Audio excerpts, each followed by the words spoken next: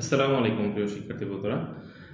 আজকে আমি দশম শ্রেণীর গণিত বিষয়ে 11.1 এবং 11.2 এর উপরে যে সাজেশন দিয়েছিলাম সেটার সমাধান এখন আমি তোমাদেরকে সহজভাবে করে বোঝানোর চেষ্টা করব। তো চলো আমরা অঙ্কগুলো করি। বিসমিল্লাহির রহমানির রহিম। প্রথম প্রশ্ন, এটা ক মার্কের জন্য দেওয়া আছে 6/y is equal to 1/p plus 1/q। দেওয়া আছে 6/y is equal to 1/p plus 1/q হলে প্রমাণ করো যে বা দেখাও যে y is equal to 6pq by p plus q। So আমরা এটা 6/y is equal to p এবং q এর লসাগু হচ্ছে pq, p দিয়ে pq কে ভাগ করলে q থাকে, q এর সাথে 1 গুণ করলে q, মাঝখানে প্লাস চিহ্ন, এখানে প্লাস বসাবো, q দিয়ে pq কে ভাগ করলে p থাকে, p এর সাথে 1 গুণ করলে p, বা 6/y is equal to, আমরা চাইলে কি করতে পারি, 6 নিয়ম হচ্ছে গুণাগুণি গুণ হয়, কি হয়, হারাহারি গুণ হয়। 6 কে যদি আমি নিচে নিয়ে আসি তাহলে কি পাচ্ছি আমরা, 6pq। যেহেতু 6 আমরা এখানে নিয়ে আসছি, নিচে নিয়ে আসছি, তো এখানে কিছু নেই, কিছু না থাকা মানে হচ্ছে 1 আছে, তো q plus p আর p plus q একই কথা। তো আমরা যদি ফ্লিপ করে দেই, উল্টিয়ে দেই, y is equal to নিচের অংশ উপরে, উপর অংশ নিচে চলে আসবে, 6pq by p plus q। So এটাই আমাদেরকে প্রমাণ করে দেখাতে বলেছে, সুতরাং দিতে পারি, সুতরাং y is equal to এত দেখাতে বলেছে। তো যদি দেখাতে বলে শোড, আর যদি প্রমাণ করতে বলে তাহলে তোমরা প্রুভড লিখবে। সো এই হচ্ছে ক মার্কের জন্য, 2 মার্কের জন্য প্রথম প্রশ্ন ছিল এটা, ক নং। তো তারপর খ নং এ দেখি আমরা কি চেয়েছে। খ নং এ চেয়েছে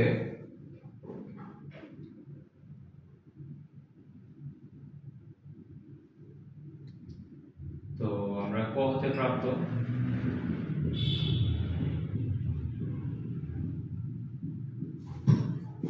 y is equal to 6pq by p plus q।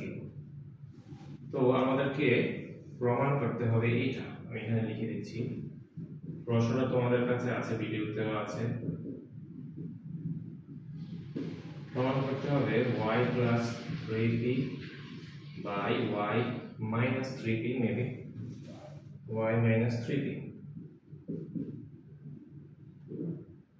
plus y plus 3q y minus 3q is equal to 2।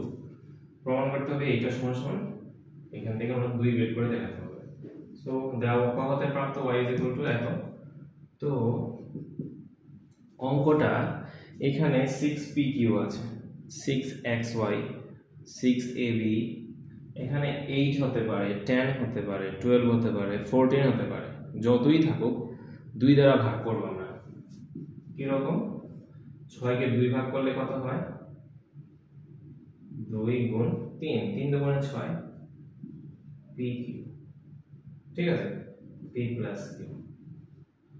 এখন y হচ্ছে উপরে আছে, y উপরে আছে, নিচে মনে মনে 1, তো 1টা আমরা লিখি না, নিচে 1।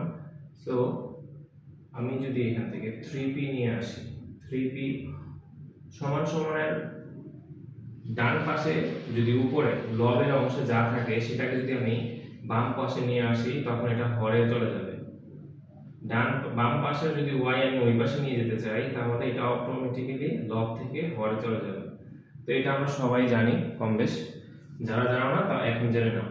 তো আমি এখান থেকে 3p, কেন 3p নিব, আমি 3p কেন নিব, কারণ আমার প্রশ্নের ডিমান্ড 3p 3q। যদি চাও তাহলে তুমি 3q আগে নিতে পারো, ইচ্ছা, আমি 3p আগে নিলাম। তো 3p যদি আমি নিয়ে আসি এখানে, তো 2q বাকি থাকে, 2q বাকি থাকে। সো বা এবার আমরা যোজন বিয়োজন করব। যোজন বিয়োজনের মানে কিভাবে করে দেখো, উপরের অংশ যোগ নিচের অংশ, আর নিচে হবে কি উপরের অংশ বিয়োগ নিচের অংশ। উভয় পাশে একই নিয়ম, উপরের অংশ যোগ নিচের অংশ, উপরের অংশ বিয়োগ নিচের অংশ। এখন এখানে যদি বিয়োগ চিহ্ন থাকে, নিচের অংশ হচ্ছে p প্লাস q, তো এটাকে কি বলে যোজন বিয়োজন। যোজন বিয়োজন করে, এটা যা আছে তাই থাকবে।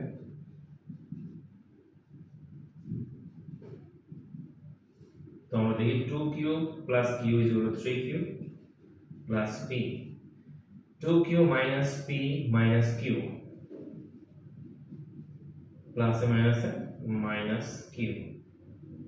সুতরাং আমরা কি পাচ্ছি দেখো এখন, y plus 3p y minus 3p is equal to 3q plus p। 2q থেকে q বিয়োগ করলে প্লাস q থাকে, q মাইনাস। তো আমরা এই এতটুকু অংশের মান পেয়ে গিয়েছি। এতটুকু অংশের মান হচ্ছে 3q plus p divide q minus p। ঠিক আছে, তো আমি এই পাশে আবার কি করতে হবে, আমাদের এখন এই অংশটুকুর মান বের করতে হবে। আবার দেওয়া আছে কি y is equal to 6pq, পুনরায় আবার তোমরা এই অংশটুকু লিখবে পুনরায়,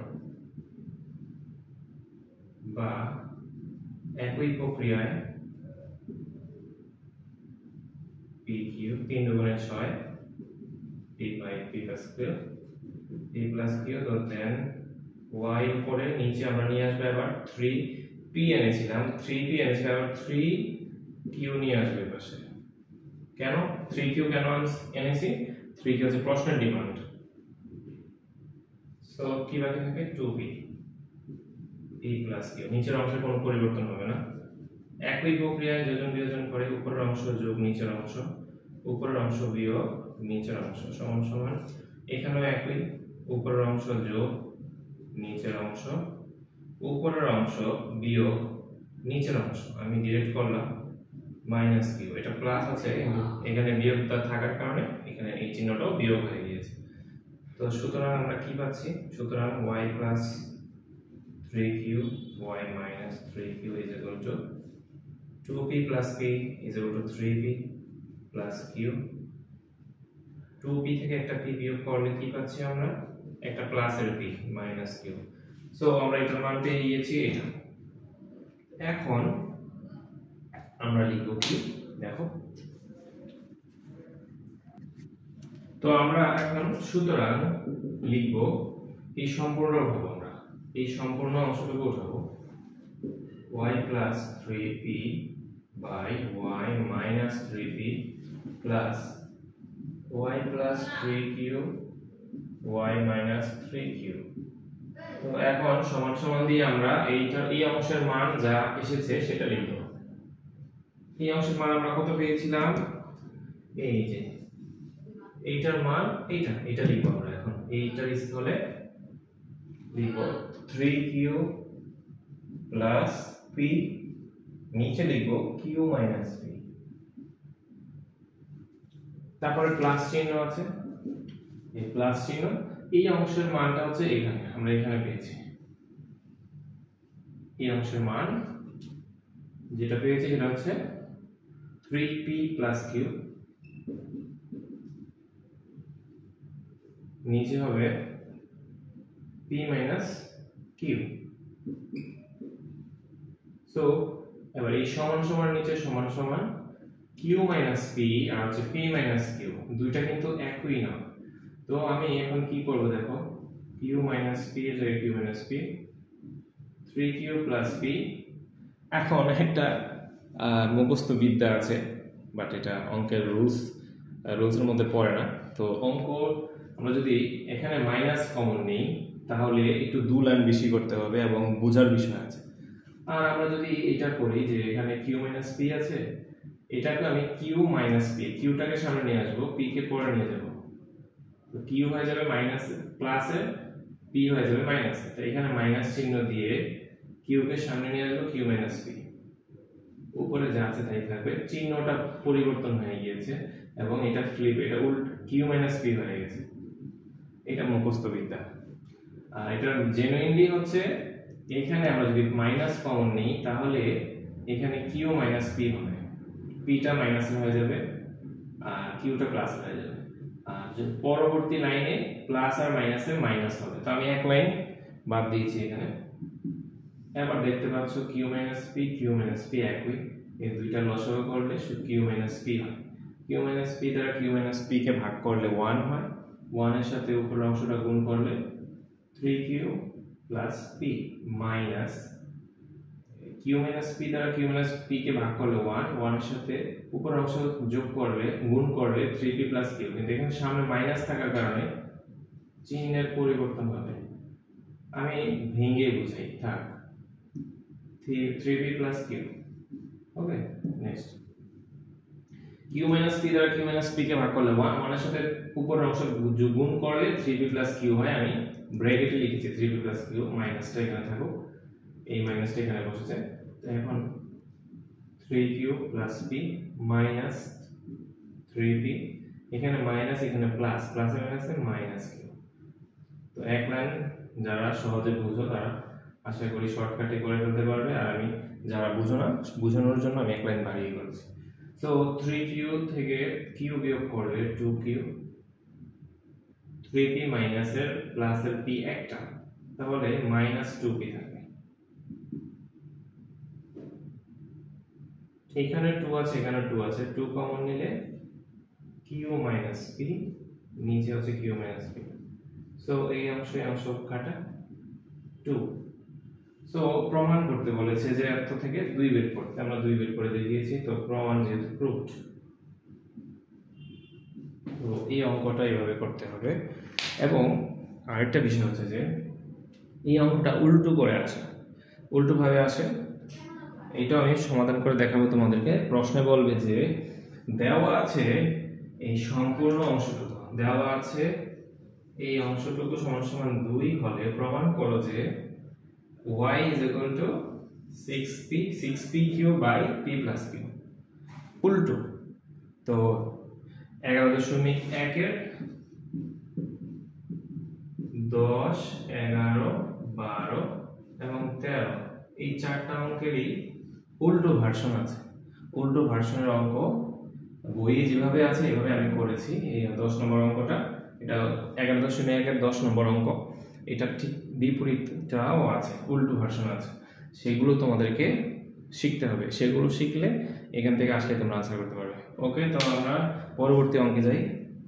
পরবর্তী অঙ্কের সাথে তোমরা সবাই ফ্যামিলিয়ার, সেটা আমি দেখাচ্ছি। তো এই হচ্ছে 3 নম্বর অঙ্ক। এটা 2 মার্কেও আসতে পারে, 4 মার্কেও আসতে পারে। সো তোমরা এটা খুবই অল্প সময়ে করতে পারবে। দেখো প্রশ্নে দেওয়া আছে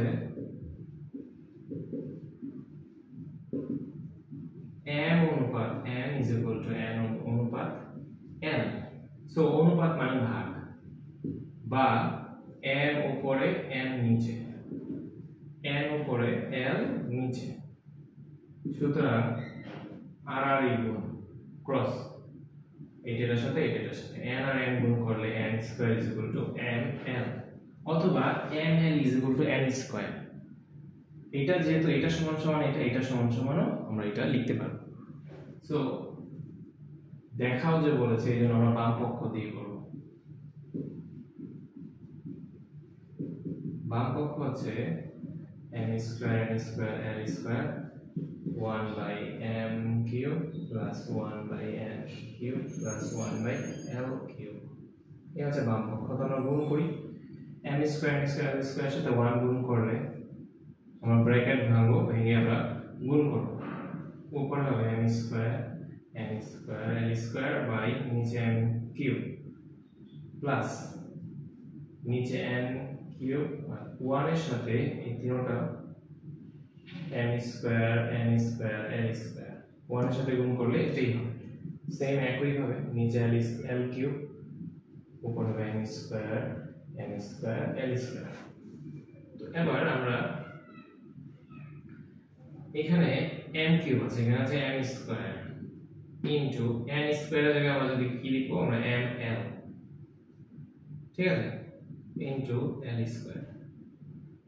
তাহলে দেখো আমি n স্কয়ারের জায়গায় ml লিখেছি, n স্কয়ারের জায়গায় ml লিখেছি, মান বসিয়েছি।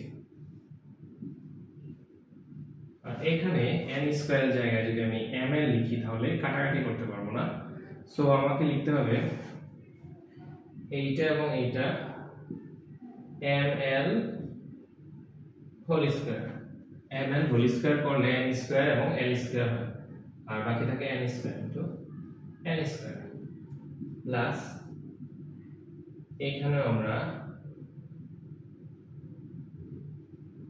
কি করব, m স্কয়ার জায়গায় n স্কয়ার জায়গায় প্রথমটার মতো ml into l square, n স্কয়ারের জায়গায় আমরা মান বসিয়েছি। সো আমি এটা ব্র্যাকেট দেওয়ার প্রয়োজন নেই, m স্কয়ার আর m মিলে 3টা m, এখানে m দুইটা, এখানে একটা, এটা 3টা, এখানে 3টা কেটে দিলাম। এখানে l কিউব, এখানে l দুইটা আর এই l একটা, তাহলে এখানে কি থাকলো, l স্কয়ার আর l মিলে l কিউব প্লাস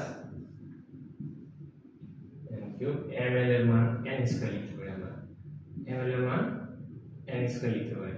তো ml এর জায়গায় আমরা n স্কয়ার লিখবো, উপরে square into n square, m square আর m মিলে m কিউব, তাহলে m কিউবটা আমি সামনে নিয়ে আসি,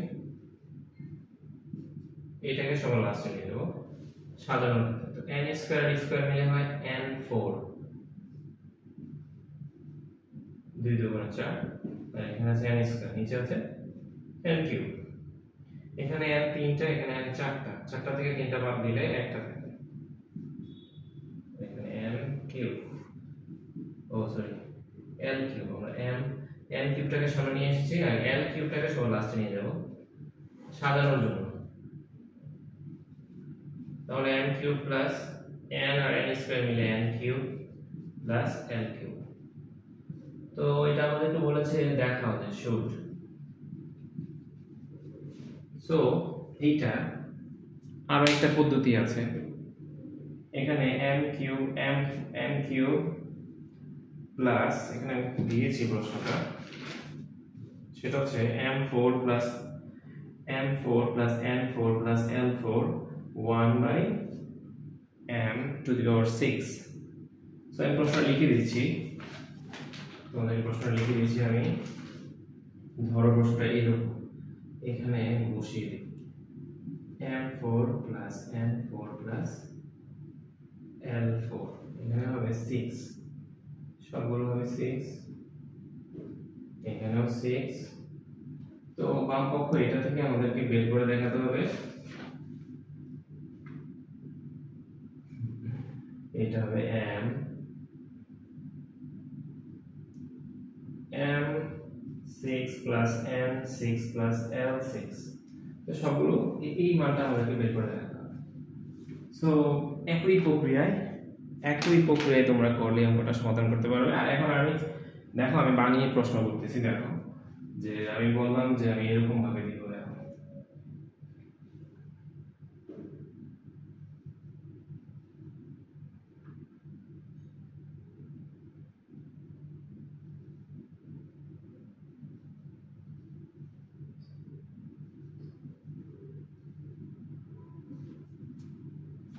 root m to the power 8, root n to the power 8, root l to the power 8, আর এটাকে আমি দিলাম কি,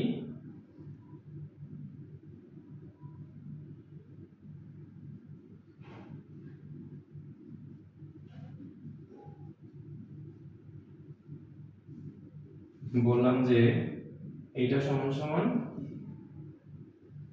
m6 plus n6 plus l6 বের করে দেখাও। তো এই যে প্রশ্নটা, এইটা যে প্রশ্ন, এটা একই প্রশ্ন, কিন্তু এই রুট -6 এগুলো দেখে স্টুডেন্টরা ঘাবড়ে যায়। সো রুটের মান হাফ, তো রুট m কে 8 বার গুণ করলে m টু দি পাওয়ার 4 হয়, ঠিক আছে। রুট m কে 8 বার পাওয়ার করলে m টু দি পাওয়ার 4 হয়।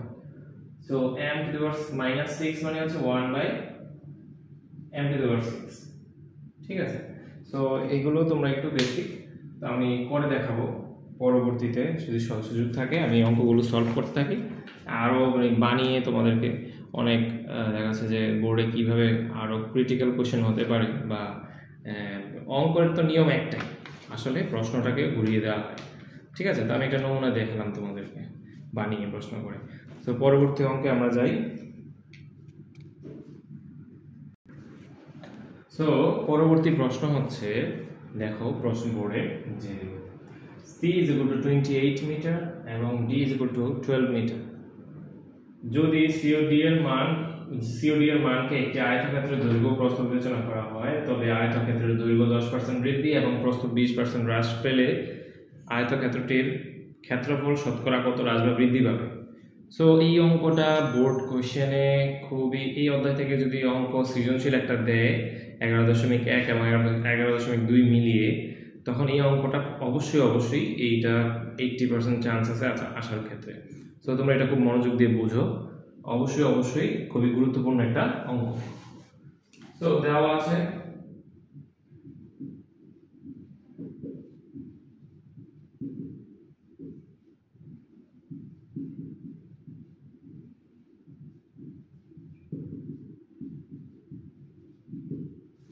আয়তক্ষেত্রের দৈর্ঘ্য c = 28 মিটার এবং আয়তক্ষেত্রের প্রস্থ d = 12 মিটার। সুতরাং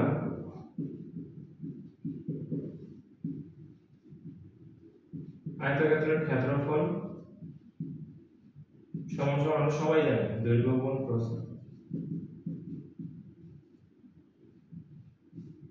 বর্গ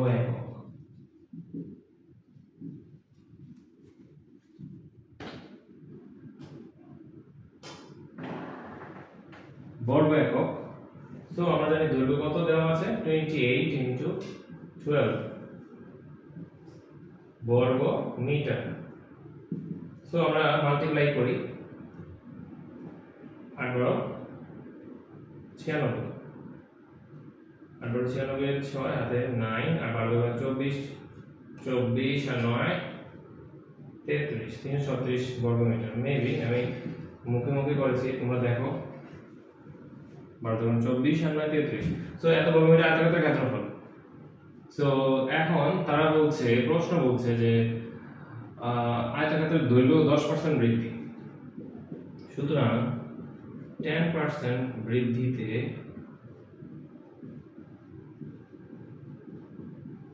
আয়তক্ষেত্রের দৈর্ঘ্য হবে। সো আয়তক্ষেত্রের দৈর্ঘ্য কত, 28 মিটার। বৃদ্ধি মানে যোগ করতে হবে, বৃদ্ধি মানে যোগ, হ্রাস মানে বিয়োগ। সো 28 এর 10%, ঠিক আছে, 28 দৈর্ঘ্যের 10%, দৈর্ঘ্য 28, দৈর্ঘ্য তো 28, বৃদ্ধি প্লাস 28 এর 10%, তো পার্সেন্ট না লিখে আমরা 10/100 এত মিটার। সো 28 প্লাস এই শূন্য কাটা, 28 কে 10 দ্বারা ভাগ করলে 2.8, সো এত মিটার। 28 আর 2 30, 30.8 মিটার।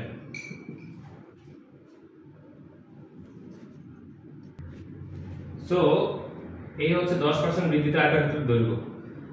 এখন তারা বলছে কি প্রস্থ 20% হ্রাস মানে বিয়োগ, কমবে, হ্রাস মানে কমবে। সো 20% হ্রাসে আয়তক্ষেত্রের প্রস্থ হবে, প্রস্থ ছিল 12 মিটার, 12 বিয়োগ 12 এর 10%, 20%, 20/100, 20% মানে 20/100। আশা করি তোমরা বুঝতে পেরেছো। মানে প্রস্থ হচ্ছে 12 মিটার, 12 মিটার থেকে 12 এর 20% কমবে, ঠিক আছে? তো কমলে কত হয় আমরা দেখি। 20 দিয়ে 100 কে ভাগ করলে হয় 5, 12 দুগুণে 5 দুগুণে 10,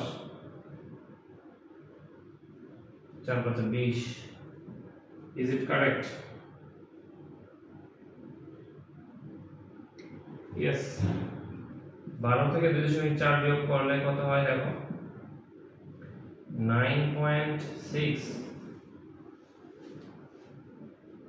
Yes, তাই এত মিটার। সো আমরা বিয়োগ করে এত পেয়েছি 20% আর 60 কত প্রস্থ হবে 9.6 মিটার। সুতরাং নতুন ক্ষেত্রফল কি হবে? অ্যাকচুয়ালি আয়তক্ষেত্রের নতুন ক্ষেত্রফল হবে। অথবা এটা সম্পূর্ণ লিখতে গেলে সময় লাগবে যে 10% বৃদ্ধিতে দৈর্ঘ্য এবং 20% হ্রাসে প্রস্থের নতুন ক্ষেত্রফল। তো এর চেয়ে আমি নতুন ক্ষেত্রফল সমান সমান আয়তক্ষেত্রটির নতুন ক্ষেত্রফল সমান সমান কত? নতুন ক্ষেত্রফল দৈর্ঘ্য, নতুন দৈর্ঘ্য পেয়েছি 30.8, প্রস্থ পেয়েছি 9.6 বর্গমিটার। বর্গমিটার লিখতে ভুলো না, তাহলে অঙ্ক মার্ক কমে যাবে। তো এটা ক্যালকুলেটিং করতে হবে। সো এটা ক্যালকুলেটিং করলে কত আসে দেখো,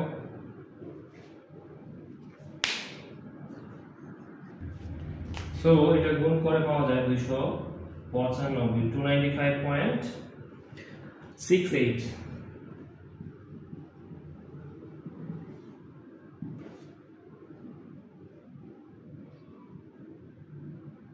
সো নতুন ক্ষেত্রফল এটা। এখন ক্ষেত্রফল কি হ্রাস পেয়েছে না বৃদ্ধি পেয়েছে? প্রথমে আমরা ক্ষেত্রফল পেয়েছিলাম 336 বর্গমিটার, এখন পেয়েছি 295.68 বর্গমিটার। অবশ্যই কমেছে, ক্ষেত্রফল কমে গিয়েছে। সুতরাং তাহলে আমরা লিখব যে ক্ষেত্রফল হ্রাস পেয়েছে। কি লিখব আমরা? সো আমরা লিখব ক্ষেত্রফল হ্রাস পেয়েছে। ক্ষেত্রফল হ্রাস পেয়েছে। প্রথমে আমরা ক্ষেত্রফল পেয়েছিলাম 336, হ্রাস পেয়েছে তো বিয়োগ, হ্রাস মানে বিয়োগ কত? 295.68, 295.68 বর্গমিটার। তো মাইনাস করো, কত হয় দেখো, 336 minus 295, 336 minus 295.68, 40.32, 40.32 বর্গমিটার। সুতরাং সর্বশেষ ক্ষেত্রফল শতকরা হ্রাস পেয়েছে।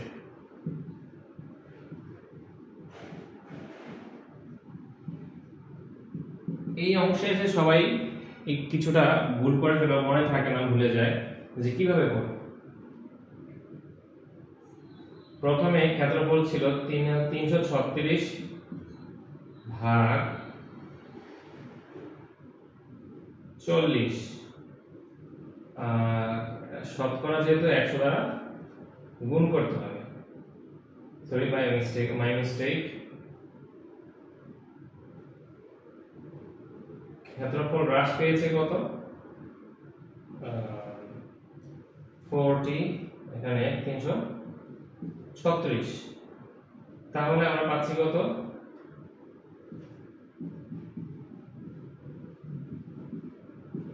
কতভাবে ভাগ করলে দেখো,